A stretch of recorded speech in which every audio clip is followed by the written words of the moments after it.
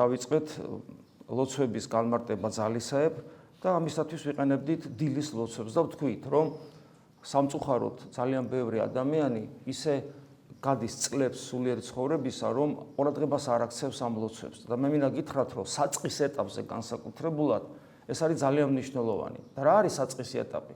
საწყისი ეტაპია, როცა ადამიანი ჯერ ვერ ერკვევა რა არის სულიერი ცხოვრების ანი და ჰოე და სწორედ აი ამ წმინდა წერილის, წმინდა მამათა თხზულებების და ლიტურგიკული ლოცვების და სწორედ აი ამ ინდივიდუალური ლოცვების საშუალებით განისწავლება ღვთისნებაში და ეძლევა მის თვალწინ იშლება ის პროგრამა თუ მან რა უნდა გააკეთოს. ეს არის ძალიან მნიშვნელოვანი. იგივე მამაო ჩვენო ხო ჩვენი სულიერი ცხოვრების პროგრამაა. ის მოგვეცა იმისათვის, რომ გავიგოთ რა არის ჩვენი მიზანი და რა არის ჩვენი საკეთებელი.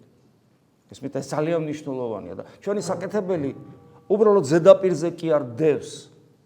არამედ ეს სიღრმეშია და აი სწორედ აი ამ სულიწმინდა ღმერთთან თანამშრომლობით წარმოშობილი სიტყვების სიღრმეში იმყოფება, რომელსაც გაშიფრვა უნდა, რომელსაც გაგება უნდა, რომელსაც დანახვა ჭირდება, რომელსაც შესაბამისი ცხოვრების წესი ჭირდება.